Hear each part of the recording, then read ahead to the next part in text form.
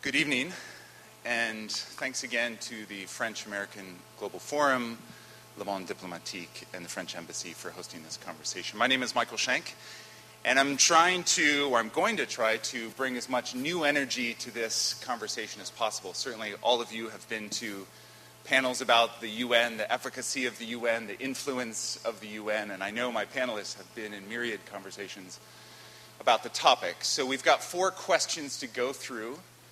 We've got a lot of territory to cover, so I'll encourage efficiency, and if anyone kind of goes over, I'll just raise my hand and eventually start knocking on the table if I have to. But this panel is premised on or predicated on the idea that the world would be a better place if the UN would be effective and it would have the kind of political influence that's already been noted tonight has been lost in the last decade or two.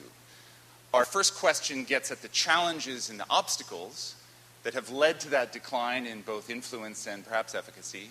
But then the remaining 3 questions really look forward into the future and begin a constructive conversation about how do we improve the decline that we've already mentioned. So the first question, challenges and obstacles.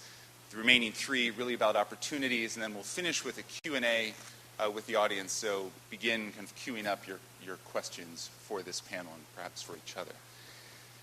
The first question is this, and I will answer it and then pass it off to Kamal, and then we'll go Kamal and Cecile, just in the order that we are, with Jim finishing. A couple minutes for each answer.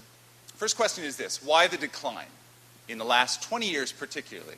From Rwanda to now Syria, from the MDGs to the SDGs, why the decline? So I'm going to take a first gander at that and then pass it off to Kamal. 2 anecdotes and 3 reasons is going to be my initial proposition. I know I won't cover everything, and that's why we've got the breadth of the panel here. And I'm honored to share the stage with you. 2 anecdotes. So I was at the UN last week presenting my organization's Global Peace Index and our Positive Peace Index. Our Global Peace Index ranks countries by their level of peacefulness, looking at primarily violence data. And our Positive Peace Index ranks countries by their socioeconomic and political factors that correlate strongly with more peaceful societies. And I was presenting in the main conference room and then at the press conference afterward. But in the morning, I go to one of the cafes and I order a bagel. I ask for the bagel to be toasted, and I get this quizzical look from the woman behind the bar, and she's like, oh, yes, I think we have a toaster. Hold on one moment, it's in back, I'll get it. So she runs back, gets the toaster, comes out, all right, we've got the toaster. Then she's like, I don't know where to plug it in. We don't have enough outlets. So she scours the place behind the barista, 4 outlets, can't find one, brings it out to the common area where people are seated and eating, finds an outlet, plugs it in. I look at my bagel, it's not sliced, it's not cut. How's it going to go in the toaster? I say, do you have a serrated knife? She's like, yes, I think. It's in back. Let me get it. So she runs in back, brings out the knife. Then we have this conversation of who should cut the bagel. I offered to cut the bagel. She was like, no, I should cut the bagel in case anything happens with your, legally I should probably cut the bagel. So she cuts the bagel, we put it in the toaster, I get my toasted bagel. Anecdote 1, coordination. Oh, we're still on. I feel like this is emblematic of the UN. Either we have too many toasters, not enough toasters, too many outlets, not enough outlets. Who's going to cut the bagel? There's some legal issues as to who's going to cut the bagel. Do we even have a knife? Not sure. The second anecdote is more substantial and more serious. 6 years ago, I was in UNGA President's office. Jan Eliasson was the president at the time. And I was interviewing him about US-UN relations. They weren't great then, not that they're ever great, but they certainly weren't great then. So we were talking about how to improve US-UN relations. It was a Friday, and he's like, Michael, you know how you could help? Set up some meetings for us in Congress, because on Tuesday in the GA, we have a vote on the Human Rights Council. Back then, we were transitioning from the Human Rights Commission to the Human Rights Council. He's like, I really need Washington on board this. At the time, Ambassador Bolton, President Bush weren't terribly supportive, as well as perhaps the majority of Washington wasn't supportive of the Human Rights Commission, and perhaps not even the Human Rights Council. We were reluctant. I need help. It was a Friday. Back then, I only had a cell phone. I didn't have my BlackBerry, I didn't have an iPhone. So I go downstairs to the free computers. If you recall, those of you who've been to the UN in the basement, free computers, at least there were then. I don't know with construction if they're still there.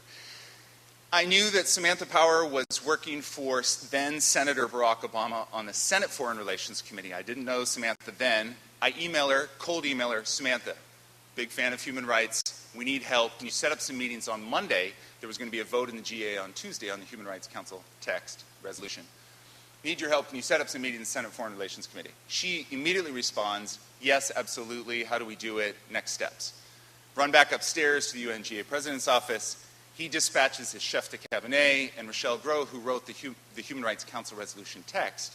So on Monday, flurry of meetings with Senate Foreign Relations Committee staff, House then International Relations Committee staff.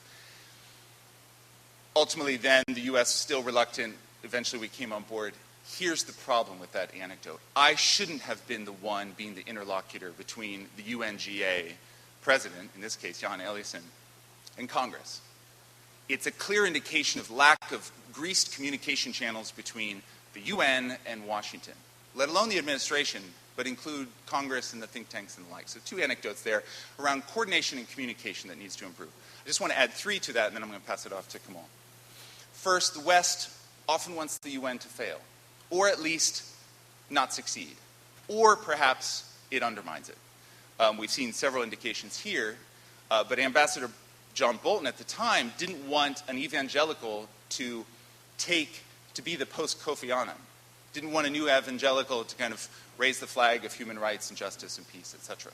Which is why we got Ban Ki-moon. Quieter. U.S. was quite happy with a quieter UNSG, and I know Jim has written a lot about Ban Ki-moon. I'm sure he'll mention that tonight. Secondly, all of you know, P5 in terms of veto power, that has to change. I know our president, is supportive of some of BRIC countries coming in, being included in that. But until the Security Council and more generally the UN is representative of all voices on a more fair and equal representational scale, there will still be kind of disgruntled voices who are not part of that. And the P5 continues to marginalize a good chunk of the world and doesn't represent the kind of geopolitical realities that we are in today. Thirdly, it has to do with branding. I'm not here to endorse the Kony 2012 campaign, and certainly there are many faults with it. We know some of them at least. But Kony 2012 tapped into an appetite, a hunger for something global, a movement that has moral weight, ethical weight to it. And they knew how to brand. They knew how to brand very effectively. What can the UN learn from that in terms of branding? We've got a young generation that didn't grow up with the birth of the UN. What is going to be appealing to them? So around branding and making the UN appealing to the young generation who have that appetite, who have that hunger, is a big question. So with that, pass it off to Kamal. And again, reminder, I'll just raise my hand if got my little timekeeper here, my phone.